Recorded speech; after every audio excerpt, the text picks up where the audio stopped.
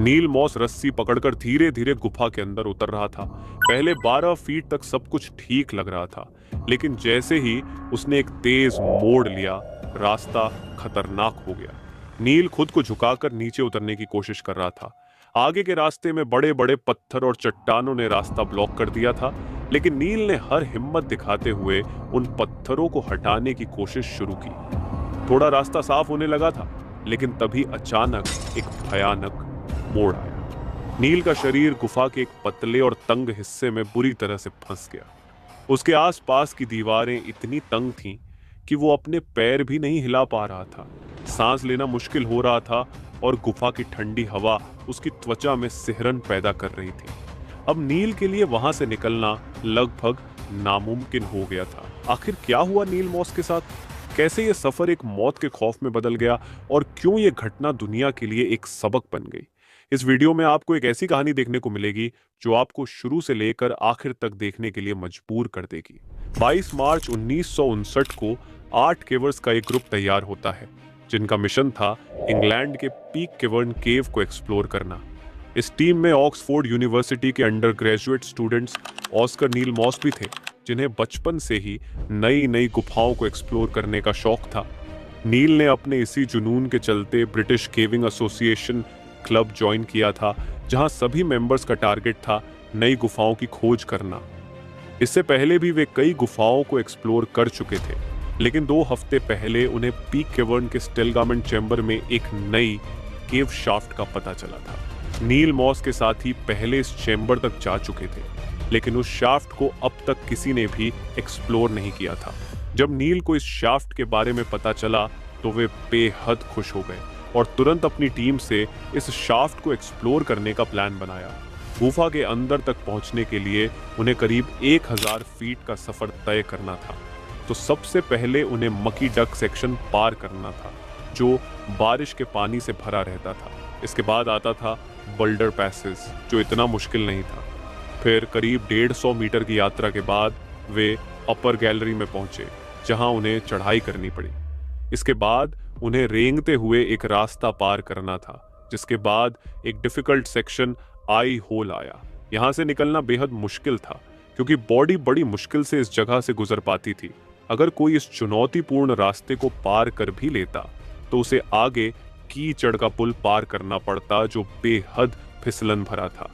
इसके बाद आखिरकार वे उस डेंजरस स्टेलगार्मेंट चैम्बर में पहुंचते हैं, जो बहुत बड़ा और बेहद खूबसूरत था। इस जर्नी में हर कदम पर खतरों का सामना करना पड़ता, लेकिन नील मॉस और उनकी टीम के लिए यह एक रोमांचक एडवेंचर था।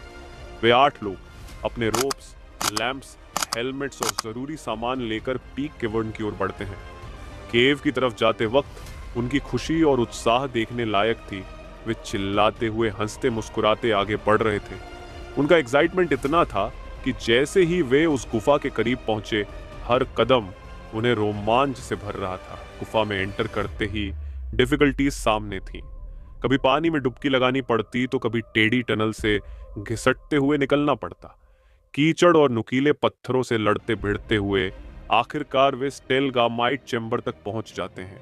यह हिस्सा बेहद बड़ा और शानदार था, मानो कोई खजाना मिल गया हो। नील मॉस की एक्साइटमेंट तो अब बहुत ही ज्यादा थी, और अब आगे उन्हें इस चैम्बर के अंदर एक अननोन शाफ्ट एक्सप्लोर करना था, जिसे उनके साथी पहले भी देख चुके थे, लेकिन उस पतली शाफ्ट में जाने की हिम्मत किसी ने नहीं की थी।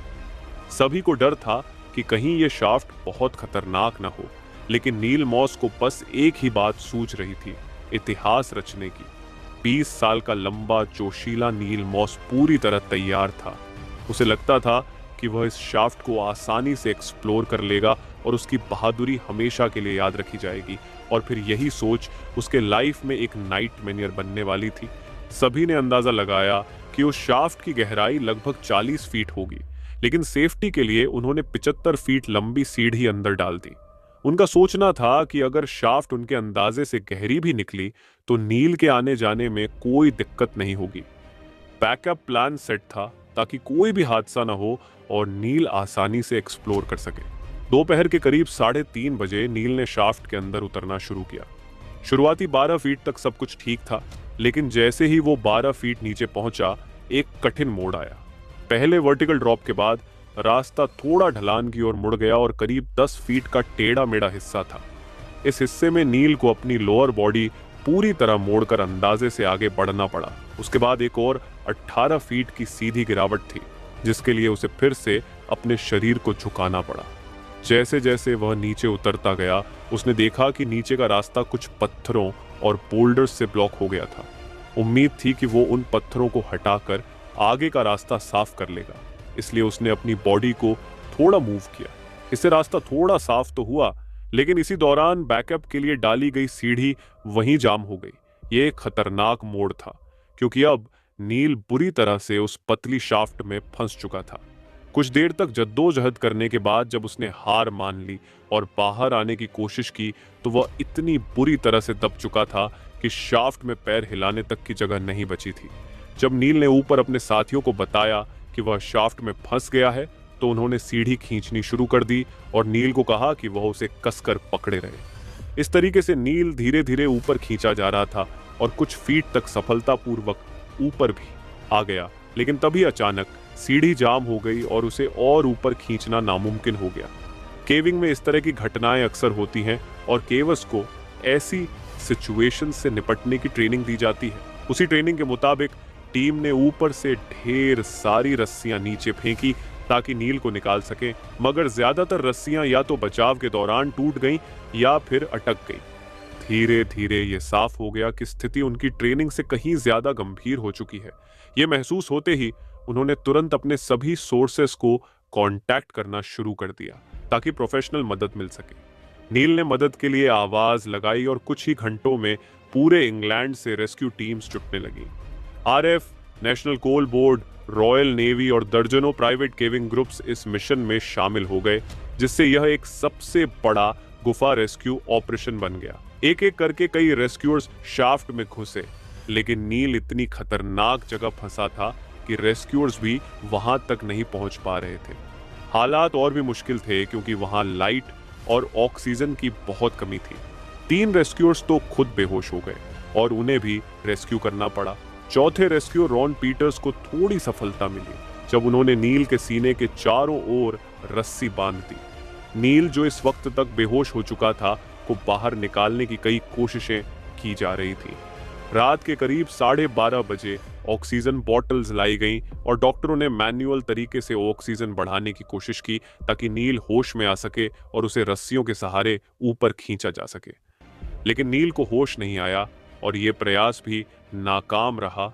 दिन भर रेस्क्यू मिशन के बाद यह डिसीजन लिया गया कि एक अनुभवी और शारीरिक रूप से छोटे केवर को बुलाया जाए ताकि वो आसानी से शाफ्ट में घुसकर नील मॉस को निकाल सके।